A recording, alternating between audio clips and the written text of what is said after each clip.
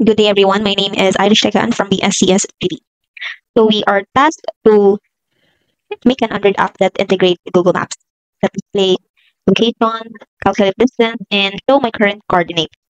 It also allows user to view their current location using GPS, search for places using a search bar, calculate distance between my location and the search place, and also change between map types like normal or satellite.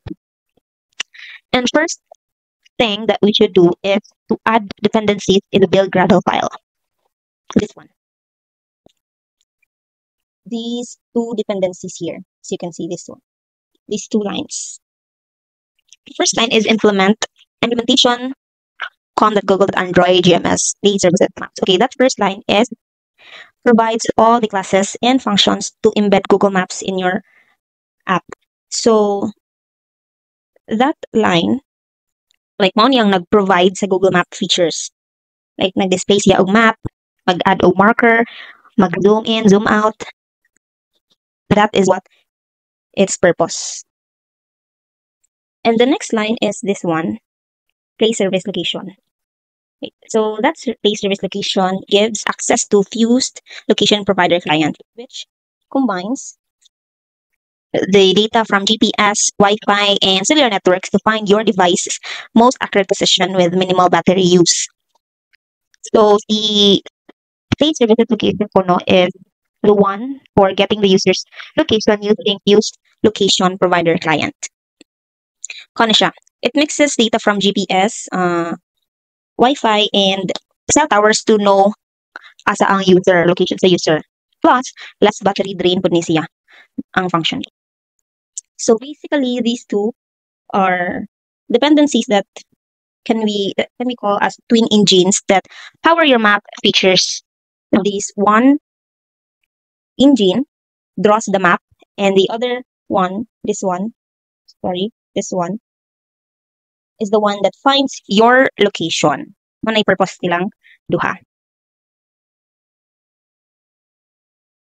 Next is after adding the dependencies, we can't use Google Maps right away.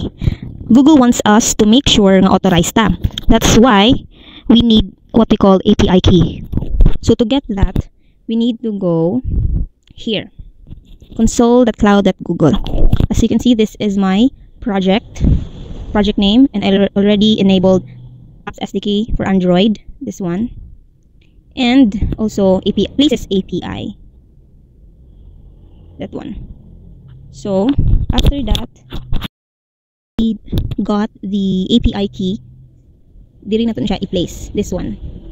Ari na to i-place si API key. After na to siya makuha from the Google console. So, what's the purpose ba ni API key? Basically, si API key is your VIP pass sa Google Maps. If wala ka ni, you cannot enter, as in, dili mo load ang map. Because this gives our map permission to load Google Maps. Mao ang iyang purpose. Okay, now we will run our code. First, kanina maps activity na ko Java and XML. I just copied it from what our instruction provided. And I just added the enhancement. Yeah. So we'll run this. Okay. This one. See, na nga siya permission. I'll explain that to you later why. And we'll click while using the app. Okay. As you can see, upon launching, the map automatically centers Manila first because we set Manila as a default location in the code using its latitude and longitude values. Now, we will be answering 8 questions related to this activity. So first question is, what is the difference between access find location and access course location? So, makita na siya here sa manifest. So first is the access find location. So this line gives your app precise GPS coordinates, like within a few meters. So si find out is a word that accurate, murag exact spot nimo. While the next line, this one, permission access course, that line gives only approximate location, like within a few hundred meters or based on Wi-Fi cell tower. So si course is rough estimate only. Makitaan ka pero not exact, not too exact. May difference silang duha. Next question number 2, why do we need to request permission at runtime? So visible siya nga code diri sa Java, this one. Kanina line. Why do we need request permission? Yes, why do we need remember pag sa Android 6, 6.0 Marshmallow, Android values user privacy. So pag starting from Android 6.0 Marshmallow, apps must ask for sensitive permission like location, camera, or storage while running, not just at installation. So again, i-run na to siya. Okay. See, na nga siya permission. So ang purpose para mag-need ta og request permission at runtime because this ensures users can make informed choices and prevent apps from secretly tracking them. Mo'y purpose niya. Next question, third question. What is fused location provider client and why use it? So makita ni siya in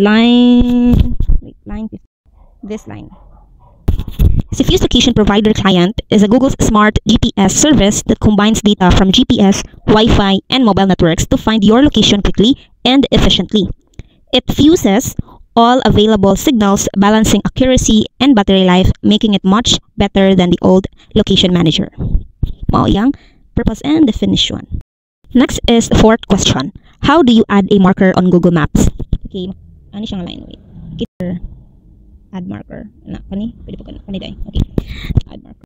A marker is added using mmap.addMarker method with marker options. You can specify its position, latitude, longitude, and title to display on the map. Mani ang title sa atong gigamit sa atong application.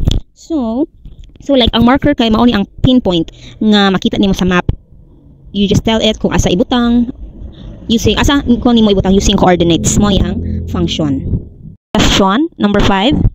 What is latitude longitude and what does it represent? So makita siya sa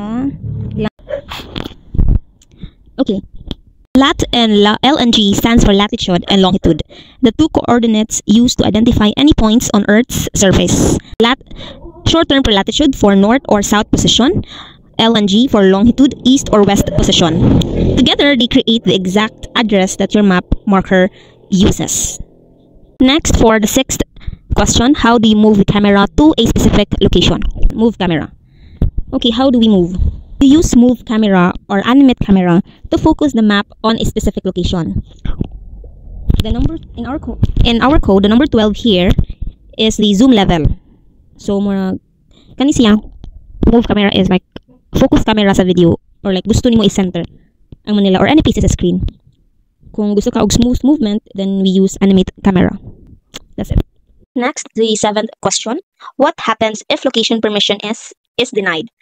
So, makita siya diri sa line. Diri. What happens daw permission denied? So, if permission is denied, then the app cannot access your location. It will show a message using permission denied. So, di maka-access sa imong location. Kasi since deny mo, wala mo siya confirm ba? Gi-grant ang permission. So, kung gi-deny nimo, then wala gid kay makita nga location or dili makita yung location, then invisible ka sa map. Charos.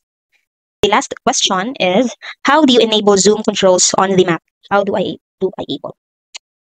Makita na to siya sa line. Diri dapit. Kani zoom control. Line 69, okay. As you can see, natay zoom diri sa app. Zoom in, zoom out. If imong i-press ning duha ka buttons, users can zoom manually. Like i-tap lang nimo ni sila duha if plus sign if gusto ka mo zoom in and zoom out minus sign. So dili naka mag two finger pinch bitaw para ma-zoom nimo. Kay ready naman siya diri sa map nato. Natay plus sign and minus sign for zoom in and zoom out. Mana ang purpose niya. This app uses Google Maps and location services that can show your current location. See, itap na to ang current location. Nata dire. Can change map types. It's either normal or satellite. And can search location too. As you can see, nakita na to ang latitude and longitude. Distance na to from Manila. Kay since pag-launch Manila ang unang nigawas, we are 626.75 kilometers away from Manila. And then if mag-search ta og another place, Valencia, Bohol. Yes, maka-search siya with latitude and longitude calculated. Also the distance from my location, we have here 28.75 kilometers away from my location. And also we can zoom in, zoom out. And again, when we press my location, it will go directly to where I am located. And that's all for my discussion. Thank you. And that's how my app shows map and gets my location and works with Google services. Thank you.